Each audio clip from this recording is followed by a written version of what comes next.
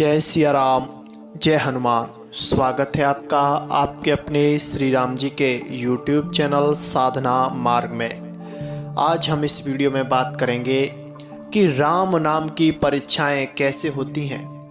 हम कैसे पहचानें कि श्री राम जी हमारी परीक्षाएं ले रहे हैं। परीक्षाएं दो प्रकार की होती हैं। सबसे पहली तो सांसारिक होती हैं और एक परीक्षा जो विशेष भगवान के कृपा पात्रों की होती है, वह भगवान स्वयं उन परीक्षाओं को लेते हैं। क्योंकि जब भक्त भगवान को प्राप्त करने की कोशिश करता है, उनको पाना चाहता है, तो भगवान उसको वो योग्यताएं देते हैं जिनसे वह उन्हें प्राप्त करने के लायक बन सके। तो सबसे पहले आप यह जान लीजिए कि जब आपकी परीक्षाएं हो रही हैं, तो आपकी परीक्षाएं राम नाम के जाप की हैं, भगवान ले रहे हैं, या भगवतिक मार्ग की हैं, या फिर सांसारिक हैं। अगर आपका कोई पूर्व कर्म बिगड़ता है तो उससे भी आपके जीवन में कठिनाई और परीक्षाएं होती हैं, और वह परीक्षाएं आपको ज्यादातर संसार में ही ढकेलती हैं। आपका मोह संसार से अलग नहीं करती, आपकी आसक्ति संसार के प्रति होती है, और आपको उन परीक्षाओं में संसार के लोगों का ध्यान आता है, अपने माता पिता का ध्यान आता है, अपने घर गृहस्थ में रह रहे हैं, अपने परिवारजनों का ध्यान आता है। और इसके विपरीत ही जब भगवान परीक्षाएं लेते हैं, तो उसमें जब परीक्षाएं होती हैं तो हमारा अंतःकरण और ज्यादा भावित होकर भगवान को आर्त भाव से पुकारने लग जाता है। भगवान की पूजा अर्चना साधना में और ज्यादा मन लगने लग जाता है, और भगवान पर इतना भरोसा हो जाता है कि साधक भगवान से यह तक कह देता है कि भगवान आप मुझे चाहे मार दो, चाहे मुझे इस संसार से विलग कर दो, चाहे मेरे जीवन में प्रतिकूल से प्रतिकूल परिस्थितियां डाल दो, फिर भी मैं डिगने वाला नहीं हूं। आपके चरणों में मैं हमेशा बना रहूंगा और आपको मैं छोड़ने वाला नहीं हूं। तो यह भगवान द्वारा दी गई परीक्षाएं होती हैं, और जिनमें अगर आप उत्तीर्ण होते हैं, भगवान ही आपको कृपा से उत्तीर्ण करते हैं, तो आपको परम पद भगवान श्री राम जी की प्राप्ति हो जाती है। सबसे पहले जब भगवान परीक्षाएं लेना शुरू करते हैं, तो जो कोई साधक सच्चे मन से भगवान श्री राम जी का राम नाम का जाप करता है, और उसका मन उसने बना लिया है कि मुझे श्री राम जी की प्राप्ति करनी, उनके दर्शन करने हैं, तो फिर उसे परीक्षाओं के दौर से गुजरना पड़ता है। संसार के रिश्तों की पहचान उसे होती है। भगवान ऐसी ऐसी परिस्थितियों में उन्हें डालते हैं कि वह साबित करवा देते हैं कि तुम्हारा इस संसार में कोई नहीं है, सब स्वार्थी हैं।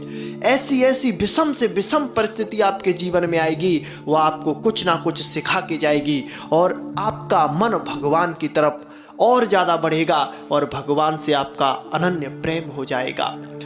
जब धीरे धीरे आपकी साधना नाम जाप बढ़ती है, तो आपके शरीर में जो आपकी इंद्रियां हैं, उन पर देवता लोग अपना स्थान बनाए बैठे हैं।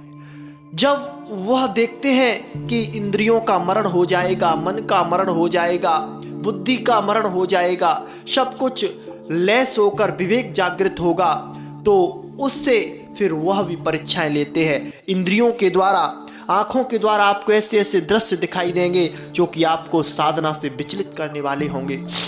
आपको कानों से ऐसी ऐसी ध्वनि सुनाई देंगी जो आपके राम नाम के जाप को हटाने वाली होंगी, आपको दूर करने वाली होंगी। और जब आप राम नाम का जाप करेंगे तो आलोचना, चुगली और बहुत सी ऐसी ऐसी बातों को आपको सहन करना पड़ेगा जो कि आपके दिल को चीर देती हैं। एक साधक और भगवान के परम भक्त कहते हैं कि भगवान नाम और भगवान की साधना करना और उनके मार्ग पर चलना पैने छुरे पर चलना है। जिस तरह से पैने छुरे पर चलते हुए थोड़ी सी भी चूक हो जाती है तो हमारा बहुत बड़ा हित हो सकता है, इसी तरह से अगर आपकी परमार्थ मार्ग में थोड़ी सी भी चूक आपको आकाश से धरती पर ला सकती है।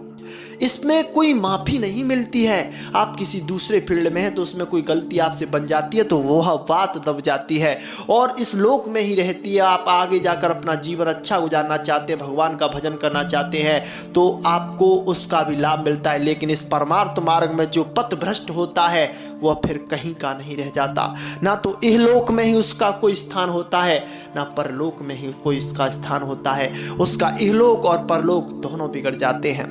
तो भगवान जी जब अपने भक्त की परीक्षाएं लेना शुरू करते हैं तो उसको उन परीक्षाओं को पास करने की भी सामर्थ्य देते हैं। उन परीक्षाओं से कैसे निकला जाए उसका ज्ञान भी मेरे प्रभु श्री राम जी अपने साधकों को करवा देते हैं और अपनी योग्यता वह उसे धीरे धीरे देते जाते हैं, जिससे कि वह परमपिता परमेश्वर के दर्शन करने के योग्य बन जाता है। तो दोस्तों आज के लिए बस इतना ही। मिलते हैं आपसे बहुत जल्दी एक ऐसी नई जानकारी के साथ। तब तक के लिए जय सिया राम, जय हनुमान।